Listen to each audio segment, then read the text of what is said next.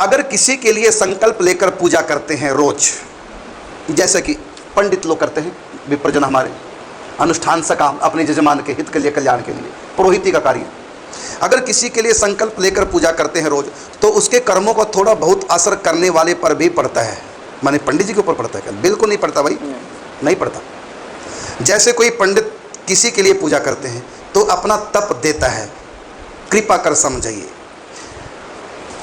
चलो इसको मैं समझा, आप समझेंगे, थोड़ा समझा। इसका थोड़ा सा दृष्टांत, यद्यपि एकादशी व्रत में आया है, एकादशी व्रत की महिमा में आया है, यदि कोई व्यक्ति असक्त है और यदि वो व्रत नहीं करता है और उसके बदले यदि हम व्रत करते हैं, उसमें लिखा है स्पष्ट, तो उसको तो फल मिलता ही है, और उसके लिए जो व्रत करता है उसको उससे अधिक फल मिलता है। ऐसा एकादशी महात्म्य में आया है। लेकिन ये कर्मकांड विशेष है, कर्मकांड विषय है, तो इसके विषय में आप विशेष। ठीक है। तो एक लगता कोई ऐसे भी प्रजन प्रश्न कर रहे हैं कि जो पूजा पाठ करते हैं, दक्षिणा लेते हैं और अपना पूजा करते हैं, तो इनका है कि हमारा के भजन तपस्या को खत्म हो जाते हैं क्या? इसका उत्तर सुनिए आप अपने यजमान के लिए, उनके दुख की निवृत्ति के लिए, उनकी आयु की वृद्धि के लिए, उनके कष्ट निवारण के लिए महामृत्युंजय का पाठ कर रहे हैं। आपने संकल्प लिया कि मैं अपने यजमान के लिए इतने लाख महामृत्युंजय का पाठ करता हूँ, तो इससे आपके भजन में वो हिस्सेदार नहीं होंगे। आप जो पाठ करेंगे उसका फल आपको नहीं मिलेगा। आपने जो पाठ किया है उसका फल आपको नहीं मिलेगा, क्योंकि संकल्प में आपने अपने पाठ को उस व्यक्ति के लिए किया है, तो रोग उसका निवारण हो जाए। तो आपका पाठ क्या काम करेगा? उसके रोग का निवारण करेगा। और यदि आपने निष्काम भाव से ऐसा किया है तब तो उसका तो रोग निवारण हो गई होगा, आपका पुण्य भी कम नहीं, क्योंकि आपने उसके रोग को दूर किया, ये पुण्य आपको लगा, इसलिए आपका पुण्य कम नहीं हुआ।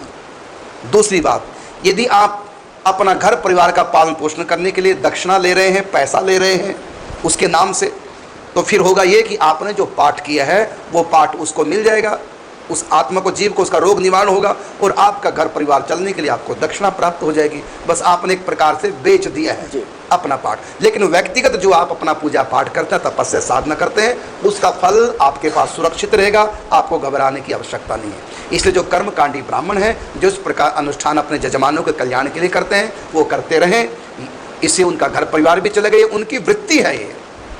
लेकिन आप उसको अपना पाठ मत मानिए, ये आपका पाठ नहीं है, तो उसके पास चला जाएगा। आप अपने लिए भी पूजा पाठ कीजिए, नाम जप चिंतन अपने लिए भी कीजिए। यदि आप केवल यजमानों के लिए ही कर रहे हैं, दक्षिणा लेकर के अपने लिए कोई पूजा पाठ नहीं करते, तब तो बहुत बड़ा घाटे का सौदा आप कर ही रहे हैं। लेकिन यदि आप भजन पूजा पाठ करेंगे तो वो यजमान के पास नहीं जाएगा। हाँ, इतना कहूँगा, यदि आप किसी को आशीर्वाद दे रहे हैं उसमें आपका भजन जाएगा। और बहुत लोग मैं देखता हूँ, करना कराना कुछ नहीं, बस संतों के पास जाते, महाराज आशीर्वाद दीजिए, आशीर्वाद दे दिए। हमको इतना बेवकूफ़ समझ रखा है क्या? दे देंगे तुम लोगों का आशीर्वाद?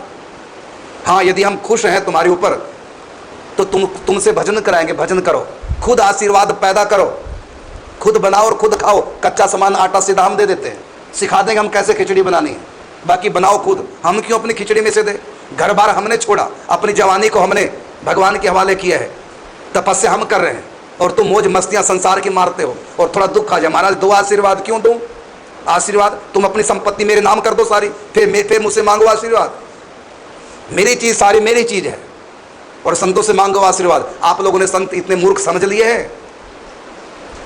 इसलिए आशीर्वाद यदि हम आपको देंगे या हम आपको श्राप देंगे, दोनों में हमारा भजन खत्म होगा। इसलिए कोई भी समझदार संत ऐसा नहीं कर सकता, ना किसी को श्राप देगा ना वरदान देगा। यदि श्राप दे दिया, उनकी तपस्या खत्म हो जाए।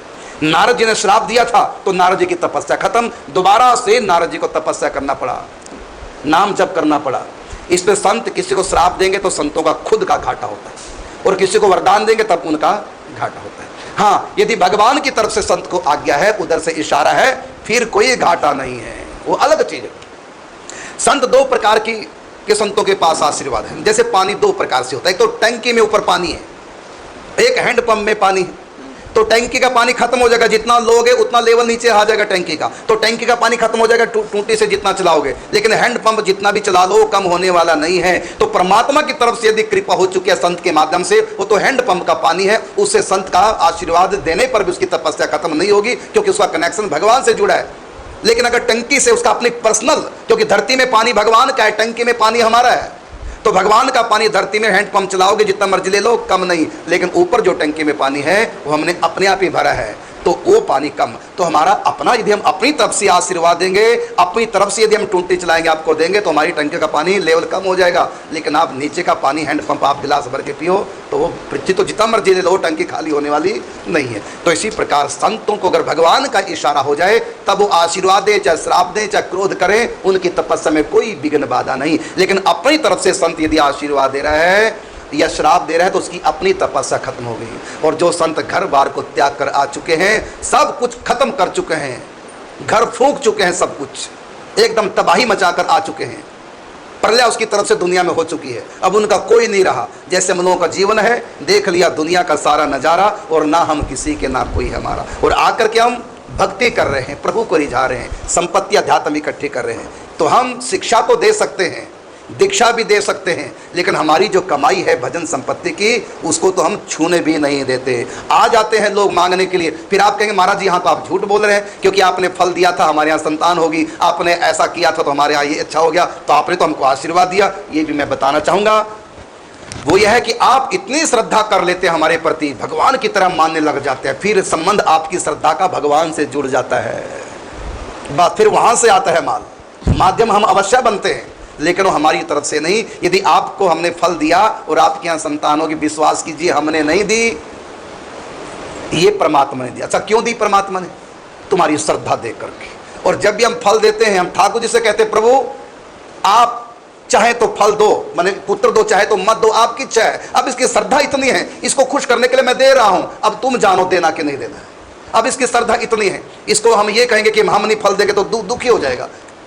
अब ये सामने आ गया महाराज ये फल झोली में बहू की डाल दो, अब हम क्या कहेंगे, हम नहीं डालेंगे, वो तो दुखी हो जाएगा। इसलिए प्रभु मजबूरी में हमको फल देना पड़ रहा, बाकी असली फल तो आप देने वाले हैं, आपकी इच्छा हो तो इसकी झोली भर देना, और नहीं तो नहीं, आप जाने आपका काम। ऐसा मन में संकल्प करके हम हैंड पंप चलाते हैं, ऊपर टंकी वाली अपना पानी नहीं देते, हैंड पंप चला देते, प्रभु से प्रार्थना कर देते प्रभु। और ये नहीं कहते कि इनको दे दो, बिल्कुल नहीं मैं कहता इनको संतान दो, मैं तो कहता हूँ प्रभु आप जाने, बस मेरे पास आपने भेजा है और मैंने फल दे दिया, इनको खुश कर दिया, अब आप जानो क्या करना है। बस हम संबंध अपनी टंकी का तो वाल बंद कर देते हैं और हैंड पंप बस। तो आपके ऊपर जो कृपा हो रही है, विश्वास कीजिए मेरी तरफ से कोई कृपा नहीं है, और मेरे पास जो है मैं तो अपना संभाल के रखता हूँ, मैं अपनी पोटली में कभी गांठ खोलता नहीं। ले हाँ कभी कभी कोई इतना ऐसा विचित्र कोई हो जाए, अलग चीज़ है, वो तो चमत्कार अलग बात है, बाकी मेरी तरफ से मैं तो बड़ा कंजूस हूँ, बड़ा कंजूस हूँ, ना आशीर्वाद देता हूँ ना श्राप देता हूँ। तुम मुझको कितना भी तंग कर दो, मैं कभी बद्दुआ देने वाला नहीं है, क्योंकि मेरा हानि है, मेरा कैसे मैं हानि कर दूंगा।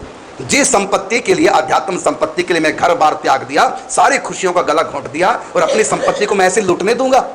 जिसके पास हराम की कमाई है, कोई खा भी गया तो कोई बात नहीं, चोरी का माल मोरी में, लेकिन जिससे खून पसीने से कमाया वो गठरी को कैसे मजबूती से पकड़ेगा, वो क्यों छीनने देगा किसी को।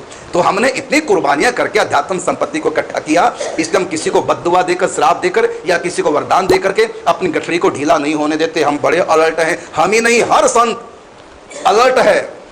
तो सच्चे जो संत होते हैं ना वरदान देते हैं ना श्राप देते हैं, हाँ उनसे बहुत लोग श्राप ले लेते हैं, वरदान ले लेते हैं, अलग चीज उनको खिंचा करके। क्योंकि जो संत को खिंचाएगा, संत को सताएगा, संत तो कुछ नहीं कहते, लेकिन भगवान कहते हैं अगर कोई मेरे संत का अपमान करता है तो समझो मुझको आज जमाने का ऐलान करता है। भक्त के प्रेम में डूबी मेरी जब आंखें रोती हैं, मेरी शेष सैया फिर मुझको कांटे जब होती है। तो भगवान करते हैं, भक्त कुछ नहीं करते। मीरा ना किसी को श्राप देती है, मीरा ना किसी को वरदान देती है। कितने लोगों ने मीरा से अच्छी शिक्षा लेकर के, उनका आशीर्वाद लेकर के आगे भक्ति में बढ़ गए, और कितने लोगों ने मीरा का तिरस्कार करके मृत्यु गले लगाया, मृत्यु दंड तक भगवान ने उन लोगों को दिया है।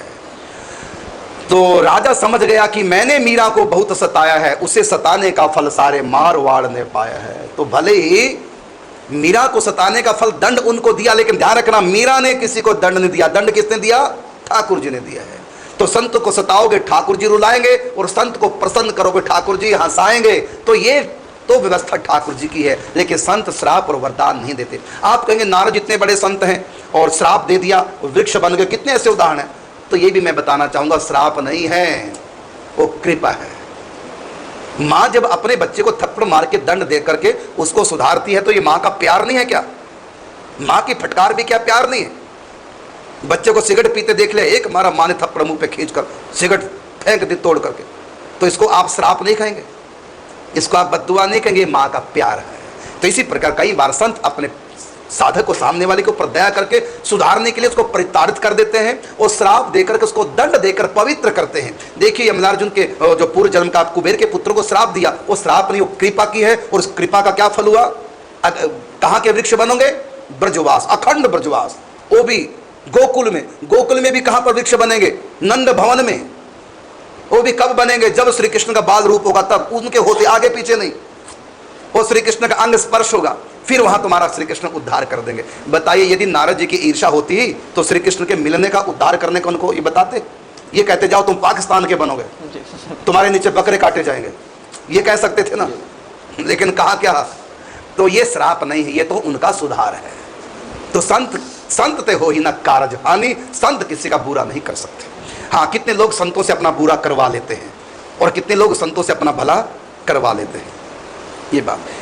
अब देखिए आज की सूर्य की धूप है, तो सूर्य की धूप है तो उसे सोलर काम कर रहे हैं, सूर्य की धूप से सोलर काम कर रहे हैं तो फायदा भी हो रहा है। और हम धूप में बाहर बैठ जाए तो बीमार पड़ के मर भी जाएंगे। तो सूर्य तो कहता मेरा काम धूप देना, अब उसे तुम मरना चाहो तो मर लो, बैठ जाओ धूप में 2-4 घंटे, मर ही जाओगे। नहीं तो सोलर होगा तुम्हारा, उसमें मैं पावर भरूंगा और रात को तुम्हारे अंधेरे को मैं प्रकाश कर दूंगा। तो सूरज तो ना अच्छा कर रहा है ना बुरा कर रहा है, उससे लोग लाभ भी उठा लेते हैं और हानि भी। इसी प्रकार संत तो मंदिर की मूर्ति के समान है, श्रद्धा से जाओगे तुम्हारा लाभ होगा, नहीं तो तुम्हारा कोई लाभ होगा नहीं। लेकिन अपनी तरफ से संत नहीं। हाँ, संत दयालु कृपालु इतने हो, कहते हैं हमको लूट लो, हम लूटने आए हैं। राम नाम के हीरे मोती मैं बिखराऊं गली गली, ले लो रे कोई राम का प्यारा शोर मचाऊं गली गली। तो संत कहते हैं हम लूटने आए हैं, हमको लूट लो, हमारे पास बहुत माल है, इतना माल है कि तुम जिन भर लूटते रहोगे तब भी कम हमारे पास होगा नहीं, उतने ही कृपा ठाकुर जी की बरसती रहेगी। संतों से लाभ उठाओ, हानि नहीं। तो प्रश्न किया था जब पूजा पाठ करते हैं क्या उससे उनका तप खत्म होता है? तो बिल्कुल भी तप खत्म नहीं होता। हाँ, इतना तो है, आपने 3 घंटे का अनुष्ठान डेली किया, 7 दिन तक मान लो कल्पना करो, तो आपके जीवन के वो 3 घंटे तो तुम्हारे उसमें निकल गए, पेट पूजा में।